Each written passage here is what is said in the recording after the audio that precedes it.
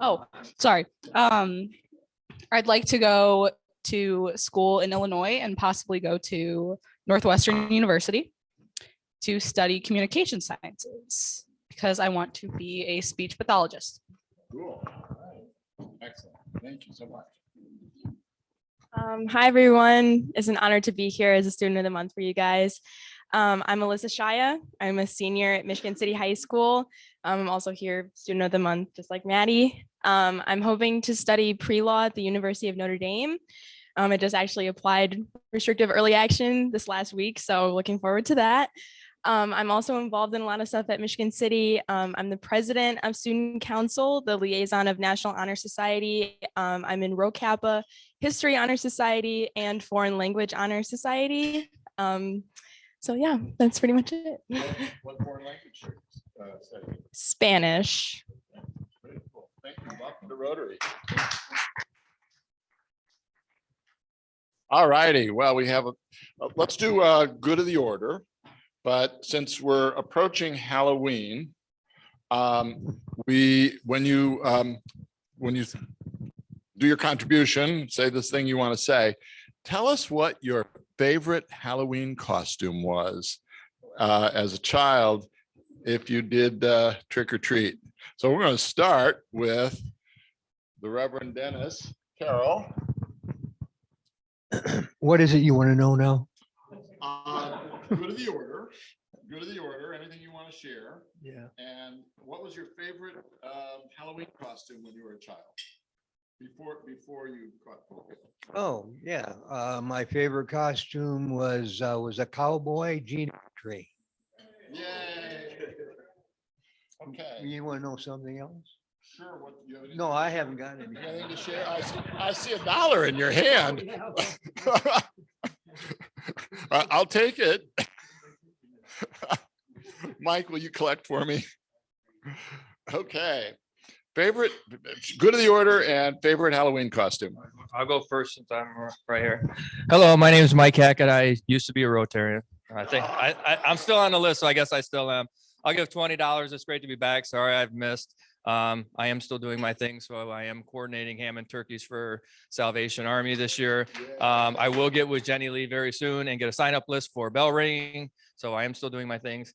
My favorite costume when I was a kid, I guess I would say, my parents are from the East Coast, so I went to New Jersey for the first time. My dad's when I was 7 or 8 years old, and my dad went to a military school in New York City, and I found his little costume and I put it on and I was drowning in it and I couldn't even walk in it, but I thought it was the coolest thing ever because I was wearing my dad's military uniform. So very cool. Thank you.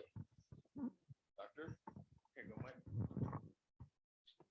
I'm Scott Baldwin. I've been away for a while as well, so I guess you'd call me a guest. I really don't have a favorite costume, but since I was born on Halloween, I'll tell you what my brother said my least favorite costume is, and that was a cowboy. I never was a cowboy, sorry.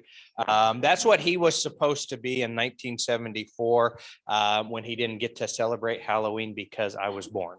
So, and I get to hear about it in, let's see, another 10 days at about 7 o'clock in the morning. And then at 7:15 p.m., I'll get the text from him both times, talking about Halloween, talking about how he missed it that year. He had the best cowboy costume in the world and he didn't get to go use it. So, so that's probably my least favorite costume is the whole cowboy thing, because I've heard it for I don't know how many years that is.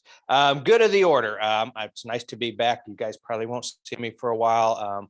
Right before COVID hit, I took on a second clinic. So on Thursdays, I'm in Rolling Prairie. I can't make it here and back again in the hour allotted for my lunch break. So today's my day off because I'm getting ready to go down to a meeting for 4 days in Indy. So I thought I'd try to swing in here before I head out. So I'm going to miss our speaker because I've got about another 5 minutes before I leave. Last thing for the good of the order. Haven't been here for a while. Our pigs disappeared, but I heard that we have a special pig on the table who looks pretty empty. And part of that's me because I put my money in the glasses this go around. So I'm going to catch that up like I did with the Halloween candy and write a check to help go towards our turkey money, which Jim will tell us how much we're missing for the year. All right, I suppose you want me next. Oh, sure. All right. And I'll try to turn this and get somewhere I can be seen, but not in the way. Well, there we go. Never mind. All right, there we go. Well, first of all, I want to say that speaking of the pig and speaking of Thanksgiving, we are way behind on Thanksgiving funds. Okay. So what the doc here was saying, Dr. Baldwin was saying was, he's going to give us some money, but what he's going to do is he's going to match up to $500 anything that anybody gives towards the Thanksgiving dinners. Okay. That excludes the gift cards that I'm about to raffle off here in order to try to get more money for the pigs. So what I've got is Patrick's was very nice and kind to us to give us 4 gift cards for dinner. Each worth $25. And I'm going to raffle them off one at a time. So I'll open the bidding for the first gift card. Who is going to bid on the first gift card? All right, got 25 already. There we go. Start at 25. You don't have to stop there. You can give more than the 25. You don't. 30. I hear $30. Can we go 35? 35? Anybody? 40. All right, we got $40 for one. Anybody else? 40 for one. Do I hear 41? Do I hear 41? 41 going, 40 going once, 40 going twice. 1 gift card sold for $40.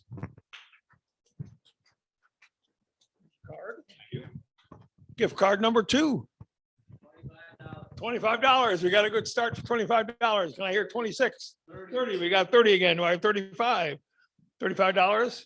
35. I got 35. Can I hear 40? He's doing 40 again. Look at that. Let's go. 40 once. I go in first time. So we'll go 1, 2, 3. There you go. 40 another time. Don't give up.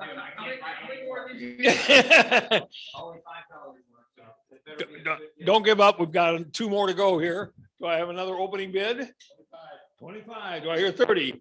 30. I hear 30. Do I hear 35? 35. Come on. I hear 35. I can get a 35. Come on. Don't give up, Matt. You can get 35. Who did? Ken got 40. All right. $40 going once, going twice, sold for $40. There we go. Last gift card. 25. We got it open for 25. 30. We got 30. That's got to go higher because it's the last ones. You got to bid for it. All right. We got $30 right here. 35. 35. Come on, you guys, don't give up. We got 35 going right here. It's really, you're only contributing $50. What was that? 32? All right. 32. I hear 32. $50. Oh, $40. There we go. Anybody want to go 45? It is the last card. You got last chance to get above 40. All right, going once, going twice, sold for $40. You want to give him his card there? Thank you very much. Now, I suppose you want to know what kind of costume I have. All right, my favorite costume when I was a kid. Yeah, I can't remember that far back. Probably I went as a priest.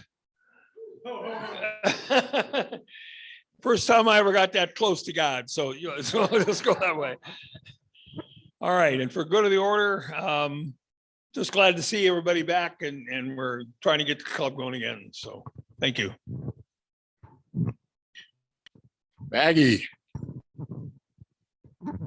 Okay, I'm Maggie Sparts and I'm not on camera. Good. No, here I am. Okay, so I have a Rotary story to tell. See this? See this shirt?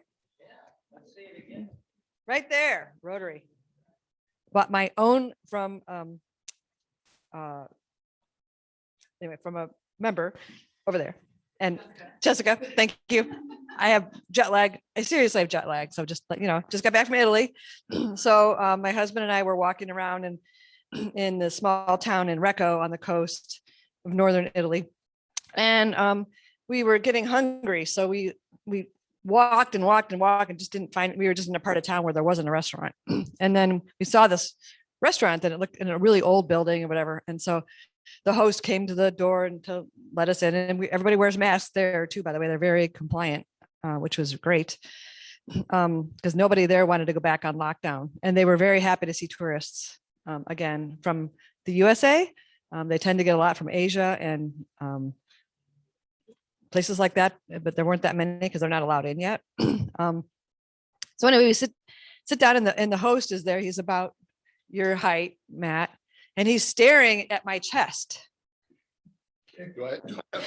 Yeah, he's staring at my chest. He's furtively going, oh, oh, oh, oh, oh. And now you know that this is me. I don't usually get that. Okay. I'm a petite person. So anyway, he's staring at my chest and he points to the Rotary symbol and he says, Rotary Club. He says, yes. I said, well, are you a member? He says, no, but they meet here at our restaurant. So so then we sit down and then he flags Tom and I back to follow him. I'm like, where are we going? You know, and this is a historic building. It's a famous, you know, Michelin restaurant, which we didn't know. And so he drags us back through the kitchen so that we can watch this chef named Carlos make this famous focaccia from Recco, which is a very cool thing to do. So we got a live presentation, you know, because of my Rotary shirt. It was really cool. So take your Rotary shirts on vacation. They wash quickly. I wore it many times and they don't smell, you know, because you can watch them in the sink. But it was a great experience and all because I had my Rotary shirt on and that's an international symbol. It was also helpful when you talk to people about vaccinations and so forth. When you tell them, I say I'm a Rotarian and we've been, you know, really working very hard on the polio vaccine, eradicating polio, you know, people they just relax and they just like, okay, this is a good thing. So, you know, because nobody knows how people feels about vaccines these days, but we know that. So it was a great thing. And so I was just made me proud to be a Rotarian and glad I brought my Rotary shirt. So I was glad I had that. And that's probably my good of the order thing here, Mike. And I will be matched. I will have you match my thing. So when do we have to have that by? Do we know?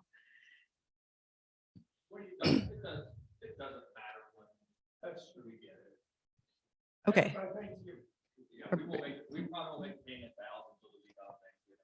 Okay, so yeah, it's dollar for dollar. It's not okay. Dollar for dollar. I think that's a very generous thing. Thank you very much.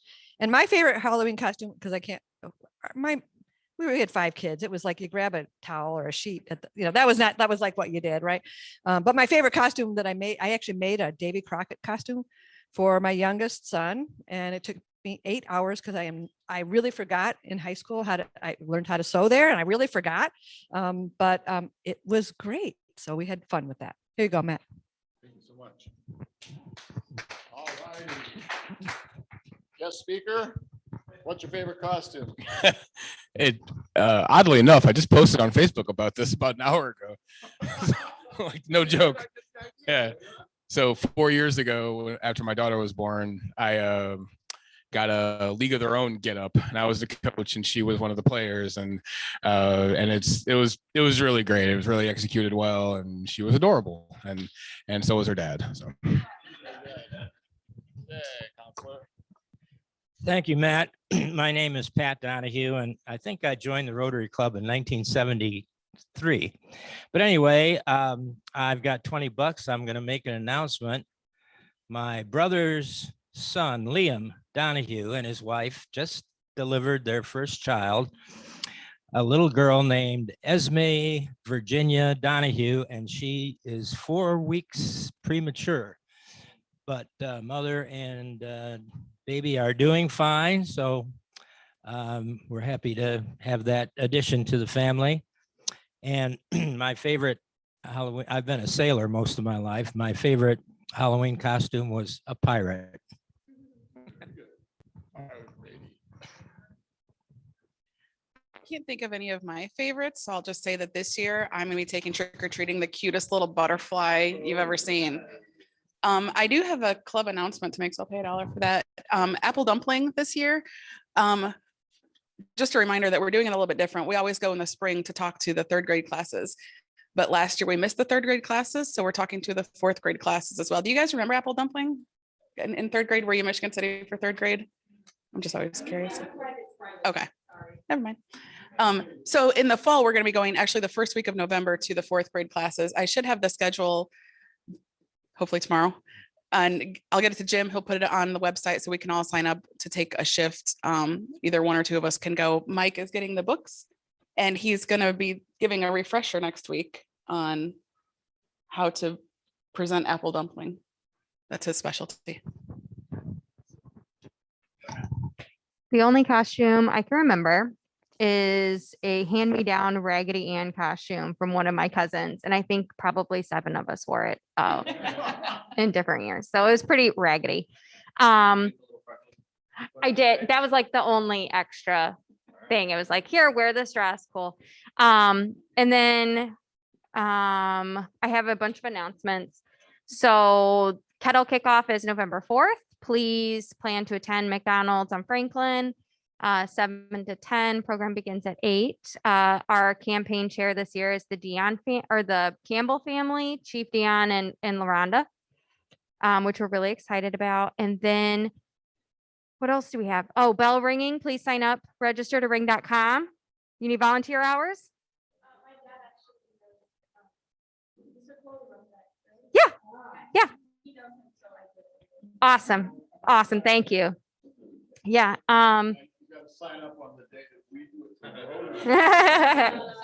Yes. And please, we're trying really hard to get, more volunteers involved. If you don't volunteer, then we have to pay staff to ring. So we really want to so we can maximize every donation. So thank you. That's all I have. Companies or groups, church groups, anything group you're a part of, if they want to participate, that's great. So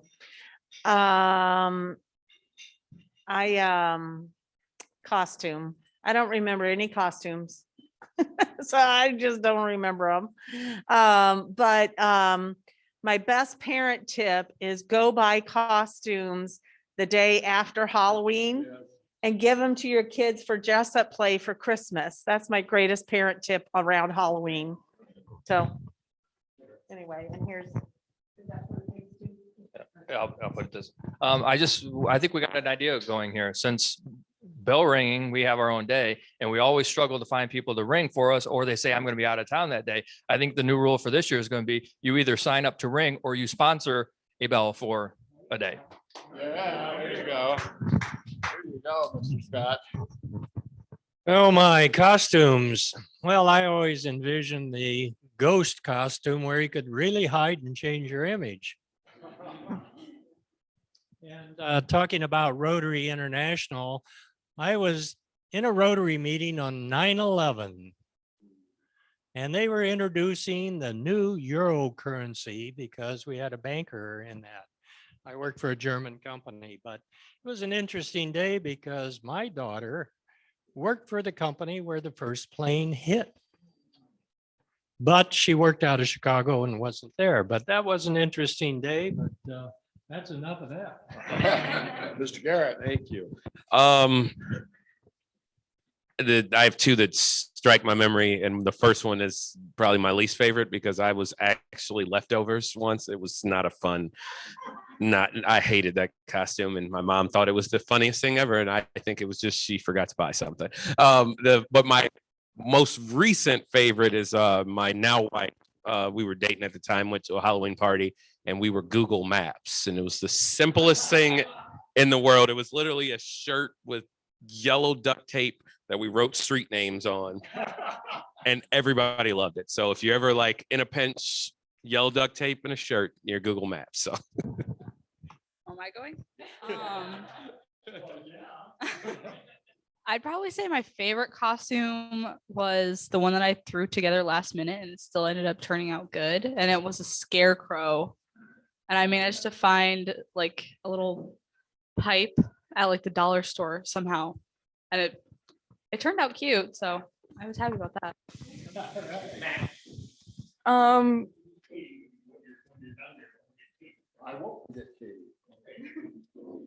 I think my favorite one was 2 years ago. I was sick on Halloween, so I handed out candy with my parents, and I decided to go as Bob Ross for Halloween. So I went to Goodwill and found these big baggy jeans in the guys section and a button down. My mom went and got me an afro, and it was probably my favorite costume I've ever done. It was hilarious. Okay, Katie. You gotta unmute yourself. Can you hear me? Yes, we can. Your favorite costume when you were trick-or-treating as a child or an I just adult? want to say, I tried to bid on one of those cards earlier and nobody could hear me. I was talking, I unmuted, but I was gonna give $50, but I'll give $50 anyway. So I'll make sure I get a check over to you guys or something. Ron. I don't know about favorite costume, but I would say the one that's the most memorable from when I was a child was for anybody that grew up, you know, in the 80s and had to wear those plastic masks and plastic costumes. I was a Cabbage Patch Kid doll one year, and I just remember it being like one of the hottest Halloweens, and the plastic everything just sticking to my skin and not being able to breathe through the plastic masks. And there's a picture that I have that my mom took of me, and it's probably one of the most, you know, ingrained memories from my childhood is that photo of that horrible Cabbage Patch Kid costume I had to wear. Very fun. All right, my $20. My memory is I was about 5 years old and I had a cold. And so my mother, we had a pumpkin head mask, and she put me in a wagon with a green skirt over me with the pumpkin head, and she wheeled me around the neighborhood to do trick-or-treating. She was a good mom. All right, quick, we're gonna do a quick little quiz here. These are songs that are related to Halloween or scary things. I'm going to give you a couple of little lines of the song, and you got to tell me what it is, or the next line of the song. So, if there's something strange in the neighborhood, Who are you gonna call? there you go. Katie got it. Who are you going to call? Ghostbusters. Ghostbusters. All right, Adam, you ready for this one? From my laboratory in the castle's east to the master bedroom where the vampires feast, the ghouls all came from their humble abodes to get a jolt from my electrodes. They did the Monster Mash. Very good.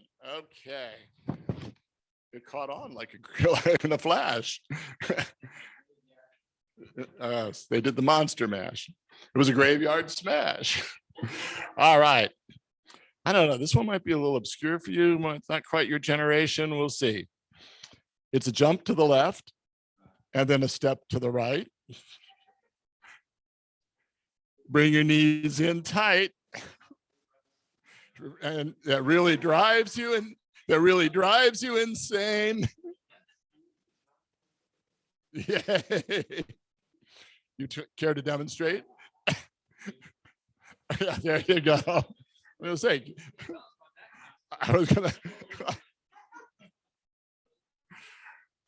this one's a little obscure. Let's try this one. He's the hairy-handed gent who ran amok in Kent. Late. Oh, there you go. You guys are good. You're good. Huh. I'd like to meet his tailor. Oh, Werewolves London. All right, we'll try. I'm going to throw this one out in general then. Hope you got your things together. Hope you are quite prepared to die. Looks like we're in for nasty weather. One eye is taken for an eye. There's a bad moon on the rise. Creedence Clearwaters. All right. That's right. All right, we'll do one more. One more. Let's see. Wait a minute. I'll make sure I got all the words here. All right. This is really old school. Lost my heart, but what of it? He is cold, I agree. He can laugh, but I love it, although the laugh's on me. I'll sing to him each spring to him, and long for the day when I'll cling to him.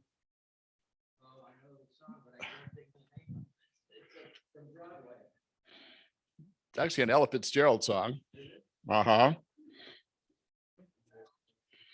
I'll sing to him I'll spring to him and long for the day when I'll cling to him. Bewitched, bothered, and bewildered am I. Okay.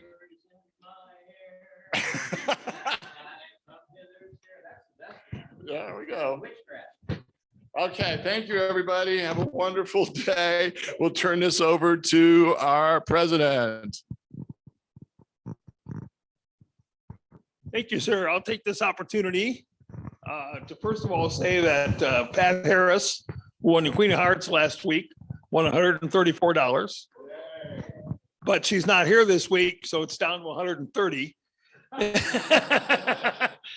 Every week she doesn't show up, goes down another $5. So we'll see what happens here. Okay, in the meantime, we have Adam Parker's house here. Adam's with the Indiana Department of Transportation. And he's here to tell us about all the great roads they're going to fix and how they're going to get rid of that stop sign on US or that stoplight on US 35. Wait, which one now? No, we're gonna put more of them up, actually. I could do a whole thing, but we could just talk about roundabouts if you guys want. I could go on for days. All right, good. Adam's going to share his slideshow here for us. It says host disabled participant screen share. I didn't. I don't care what they say. For what it's worth, I believe you, but and yet here we are. Yeah. All right. I was told there'd be no singing, by the way. What happened? Yeah, somebody. Oh, Brian.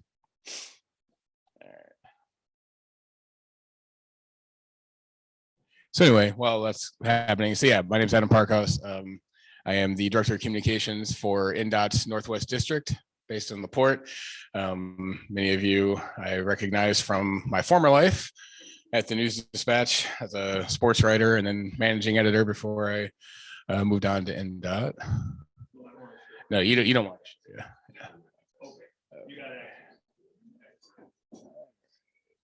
Here we go.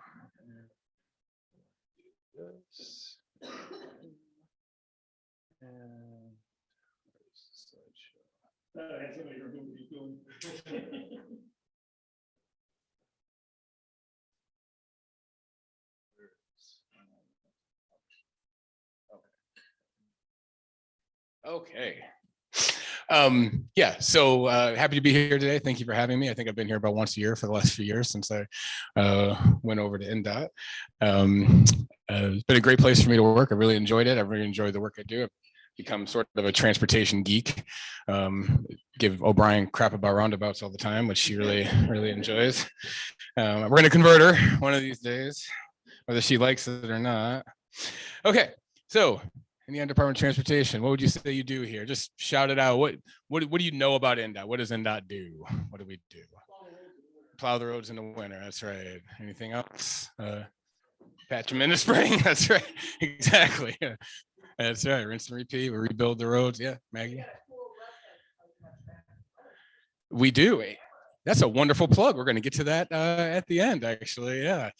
We have social media, so we interact with the public in a number of different ways. So it's a little bit about our mission, our values, respect, teamwork, accountability, excellence, also innovation, trust, things like that. As build, maintain the road network. You see our orange barrels all over the place. We like to say that we only pay to store those barrels for a few months out of the year. So the rest of the year, we got to spread them out all over the state because we don't have any place to put them. Right.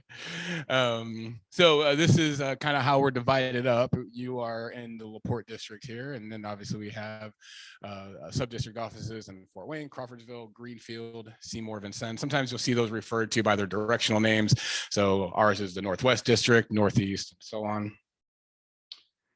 We have 13 counties in our district, from Lake on the west all the way over to St. Joe to the east, as far down south as White, Jasper, Carroll, all that. And this is just some numbers and things that we maintain throughout our district: 124 bridges, 58,600 road signs, 170 snow roads. So in the winter, if you don't see a truck for a while, that's probably why. We have a lot of snow routes, and it takes a couple hours for them to get around their route, but they will be back, I promise, eventually. Helpful little graphic here we like to show with these, and who plows and maintains my road. We get a lot of questions sometimes. People will call us and ask, hey, what about, we got snow all over my road and it's a county road or it's a local road or something. So kind of a good rule of thumb is if it's a numbered road, you know, something with a number in it, US 20, State Road, you know, 2, I-94, that would be us. County roads typically have directionals with them. And then obviously things with names are typically maintained by the local, but then sometimes in communities, we have state roads that cut through communities that have local names. So it does get a little bit confusing, but it's a good way to kind of keep that in mind. So I want to walk through some projects that we either have recently completed or are on the verge of completing here in Michigan City around LaPorte County. And then at the end, I'm going to talk about a sort of a larger thing we have going that I think this group would be interested in. So statewide, our top priority right now is fixing what we have. We're in kind of like a maintenance mode, maintaining our network. We have approximately $6 billion in total investment in that projects from fiscal years 22 through 25. We spend somewhere around $2 billion a year in our capital program. LaPorte County will see about $130 million of that over that period. So we invest heavily in all 92 of our counties, but especially right here in LaPorte County. You guys have obviously seen the fruits of those labors, whether you like it or not. So we're going to talk about US 20 in LaPorte County. We've been busy on US 20 in LaPorte County over the last several years. We'll continue to be busy on US 20. There was some safety concerns at various spots throughout the corridor, and NDOT really kind of took that seriously and took some steps to improve things. So some things that we've done, just basic, resurfaced it all the way from the Porter County line to the new Dogbone interchange at State Road 2 over there in LaPorte County. Added a center turn lane here in Michigan City between Johnson and Woodland. That project took a little bit longer than it was supposed to, but it's done now and it's great. And a wonderful safety improvement. We added a center turn lane over there in front of Renaissance Academy by County Road 400. Center and edge line rumble strips throughout the corridor. But wait, there's more. Yes. Yeah.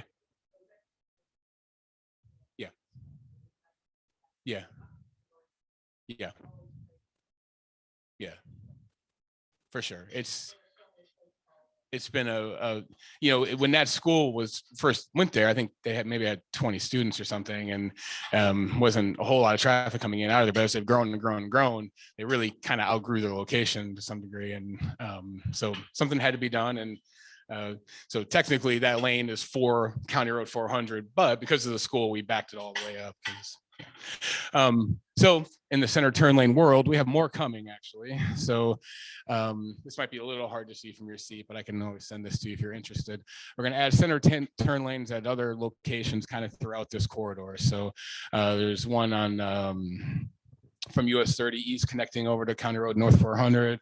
And 3 separate projects will install turn lanes between 39 and County Road 500 and right around 23, 24. Those are in real estate phase right now. So when you widen the road to accommodate a new turn lane, we have to take some property to do that, so the real estate portion of that. So that's why when it says 23, 24, it depends frankly on how that real estate portion goes. It's a complicated process. It's a lengthy process, but obviously at the end of it, we'll have some much needed improvements there through that corridor. So just a kind of quick bullet points on some things we have coming up in LaPorte County. We have a roundabout coming, DHS, at State Road 2 and US 6. That should be built next year. If you've ever been there, it's kind of a funky configuration. It's kind of skewed, a little goofy. So the roundabout will help, whether O'Brien believes it or not. We have a shoulder widening project on State Road 39 between US 20 and the Michigan State line. That's we got to do some things to kind of drive with federal standards there. So we do a little bit of widening. There's some real estate involved with that as well. We got a bridge replacement, I-94 over Norris Ditch. That's just east of Johnson Road. That'll be next year as well. In 23, we'll be resurfacing 212 from 20 up to US 12. And then kind of a big project that people in Michigan City will be interested in is a US 12 resurfacing. This is pretty far out now, 25 or 26, again, depending on a lot of things, but we're going to resurface, fix some drainage on US 12 kind of through LaPorte County. An interesting thing about that is we're also going to reconfigure lanes a little bit. And at times we're going to take it down to what we call a 3-lane configuration. So 1 lane in each direction with a center turn. We're through most of the corridor now, it's 4 lanes. So call that a road diet sometimes, basically right sizing the road a little bit. And center turn lanes are obviously a safety improvement too. We don't need 2 lanes in each direction all the way through the US 12 corridor. I don't know about you, but like just a little bit of west of Michigan City where there's 4 lanes, you go through some of those curves. I always cheat, and, kind of as I turn. So we're gonna take some of that away. It'll remain 4 lanes kind of through the like downtown area over there by City Hall and stuff. But for the most part, you'll see some changes. Anybody who travels east of Michigan City over there on Moore Road, we had to make an adjustment there. Again, safety improvement. So it'll look a little bit like that at various spots throughout the corridor, kind of all the way up to the Michigan state line. Anybody in here ever driving the Borman Expressway, I-94 between I-65 and the state line? Yeah. It's a lot of fun, right? Everybody really enjoys it. And so we are, it's the busiest road in Indiana, the busiest stretch of road in Indiana. Averages are around 180 to 200,000 vehicles daily on any given day, a busy day, 250,000 or more. Of those, 25 to 30% of them is truck traffic, which is about double what you would typically expect to see on an interstate stretch. So a lot of truck traffic, a lot of traffic in general, but especially a lot of truck traffic. About 10 years into the future, we got a reconstruction project just for numbers. To reconstruct an area like that, looking at about $15 to $17 million per lane mile.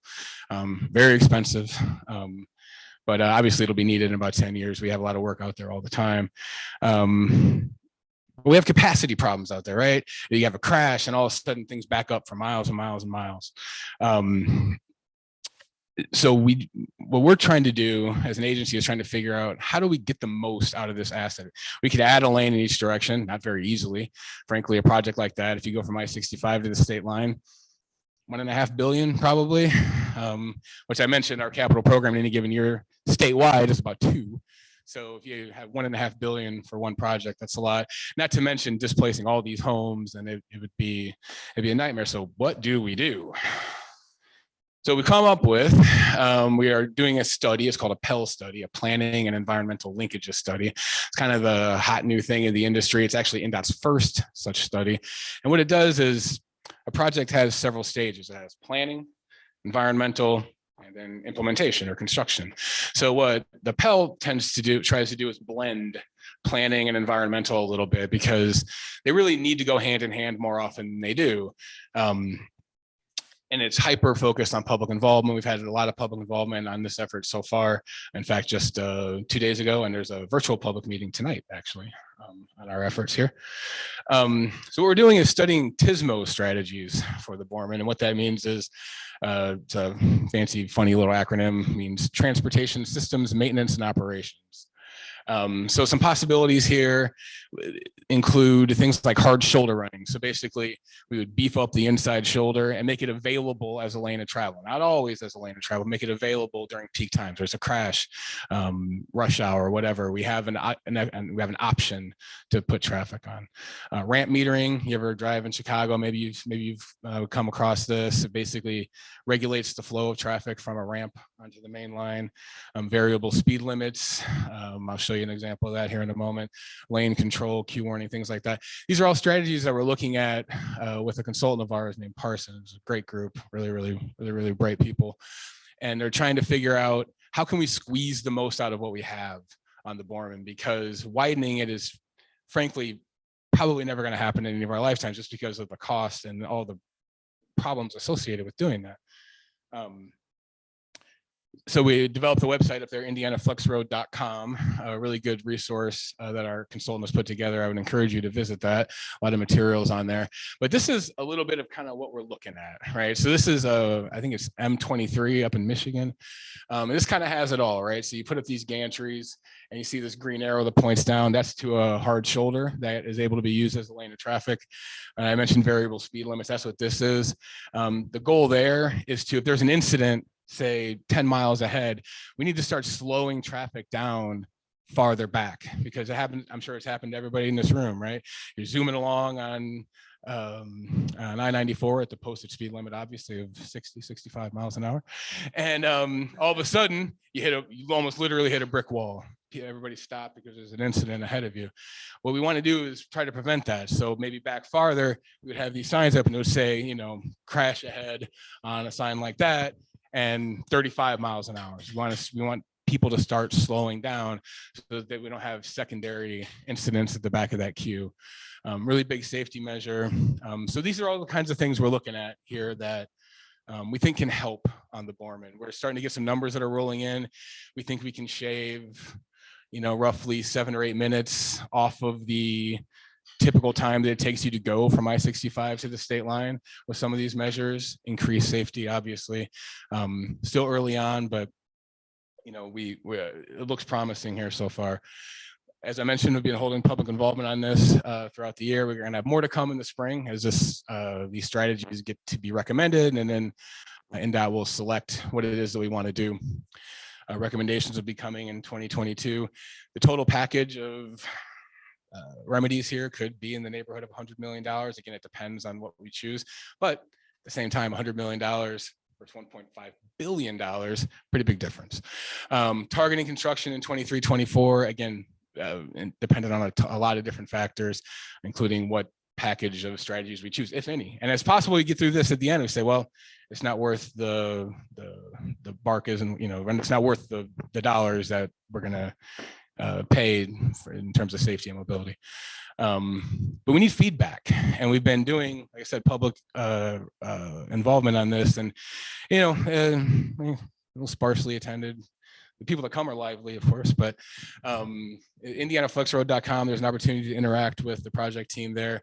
We want to hear what people think, people that use the Borman, all various stakeholders. We want to know, like, what are the problem areas that you see? What are some suggestions maybe that you have to improve things out there on the Borman? So this is an exciting thing. I think we're excited about it in that we think, again, it's the busiest corridor in Indiana. There's nothing that even approaches it, and we need to make some improvements out there. It's a challenging situation, especially at peak times, and like I said, especially when there's a crash of any kind. So a few tools I want to tell you guys about. Maggie kind of helped me segue very nicely into some of this. This is nextlevelroads.com, and this is a great site to get kind of a 30,000 foot view on what we're doing statewide. So there's all these filters over here where you can filter out by active project, future project, bridge, safety, local. You can do it by district. And then you get all these little dots that pop up. And when you hover over them, like, hey, this is like right down the street from me. What's that about? You hover over and it'll say, you know, bridge replacement, 2023 or something like that. So not like a ton of detail, but you get the idea of what might be happening. And then if you have further questions, you know, you can reach out to us via our customer service portal, which I'll get to in a moment. Maggie made reference to a site. This might be what she was talking about, our CARS program. This is a really good way to get real-time information about what's going on.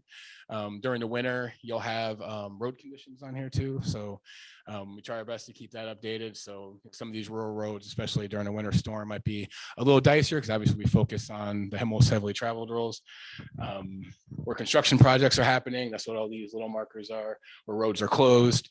Really good travel planner. So if you're going, like, maybe you're traveling all the way through the state and maybe you know what's happening in your immediate area because you live here, you see it all the time, but you probably don't know what's happening in Evansville or what's happening in, you know, Brownsburg or whatever. So you get a chance to, you can go on here and just kind of check it out, check out your route. GPS is obviously good about kind of keeping you on track, but it's a good idea to get a feel for what might be coming. You can sign up for alerts delivered straight to your inbox. If you go to that website or just search NDOT press releases, that works too. And you go there and you can select whatever county you're interested in, area of the state. So if for some reason you're really interested in what's going on in Vigo County, you can click on that. And anytime we send out something for a project or something going on in Vigo, it'll land in your inbox. You send out things about projects that are coming, project updates, sometimes winter weather stuff. So that's one way to get with us. And then obviously social media. We have a pretty strong Facebook following. We're approaching 100,000 followers. We're excited about that. I think we're gonna get there this winter. It's a little plug. It's in terms of followers, it's one of the best pages in the country for that. We've been really successful. We keep it very lighthearted. If you follow us, we keep it very lighthearted. We joke around a little bit, especially in the winter, but we do that for a reason, so that we have really important things to say and we want to say them in a really serious way. There's more people watching. So facebook.com/n.northwest. If you're not already following us, hopefully you are, or at n.northwest on Twitter as well. And that is the end of my spiel. So I would take some questions, obviously, if anybody has some. Yes, sir. Adam, I've got a very good suggestion for you. Okay.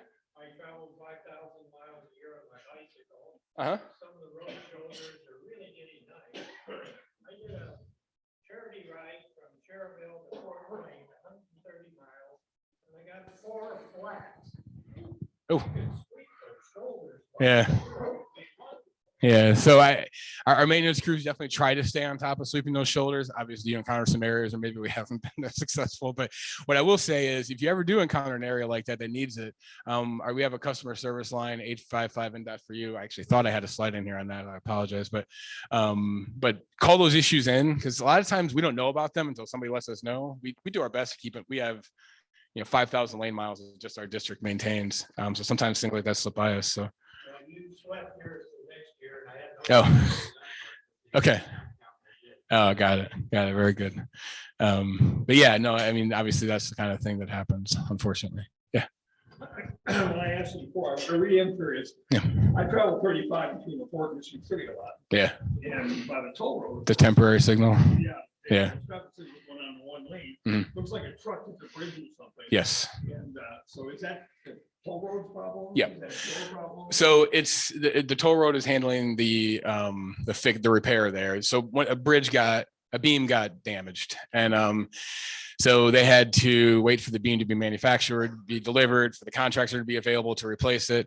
I believe the last update I got on that is they're going to start that work like at the 1st of November, and then by Thanksgiving that should be cleared out. So that's the plan for now. I think they have the beam now. Finally, it took some time for it to get manufactured. Some material shortages everywhere. It's been quite a year as far as that goes. But yeah, so it is a toll road project. I get on 35, I always get away with it. You know what? I was just thinking that the other day. I've driven through there, dozens of times since it's been in, and I don't know that I've ever caught a green light. I always seem to catch that red. I know you're not the only one. It's I'll be happy when it goes to. I will say I never have to sit there for too long, but it's just annoying. Yeah, right. Any other questions, comments, concerns? We're doing such a good job. You don't have anything else? You're on US 20. Yeah. Just the other side of 94, with the NDOT area there. Yeah, that's our Michigan City unit. Mhm. Michigan City. Yeah. Yeah, so I showed you like our sub-districts, LaPorte, Fort Wayne, Crawfordsville, et cetera. And then, so within the sub-districts, we have, or within the districts, we have sub-districts. So LaPorte is a sub-district, Monticello has a sub-district, Gary has a sub-district, and then those sub-districts have units. So, LaPorte sub-district, their units are Michigan City, Chesterton, Wanata. So we have all these units scattered around. This makes it easier to deploy, plows or resources as we need them. And so, yeah. Mhm. All right. Anybody else? Maggie, yeah. Mhm. Lots of roundabouts too, probably. Yeah. Yeah. Yeah. And there's like some local version of O'Brien who's just like, bah. Good. Yeah. I just like giving Jessica junk about it.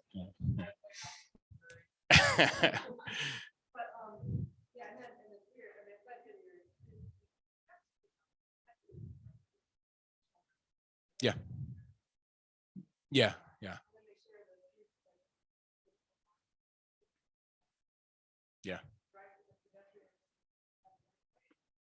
Yeah.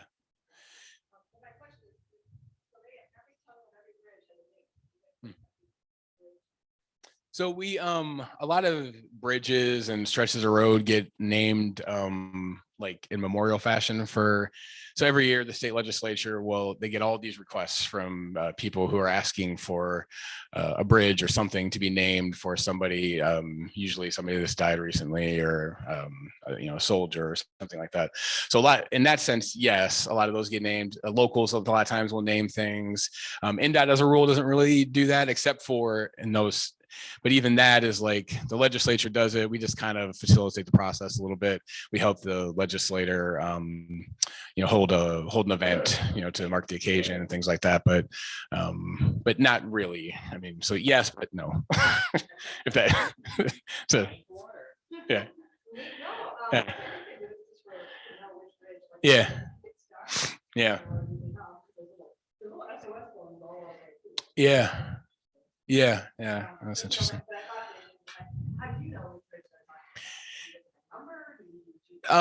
So yeah, there's like an internal numbering system that we use. I don't think that's usually public facing as far as us locating something. We, hopefully people are able to describe it to us in a way. It's, it's US 35 over, 94 or whatever.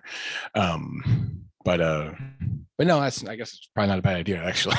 Yeah, probably make things a little bit easier. But. All right, anything else? Well, thanks for having me. I always like coming here and speaking to you all.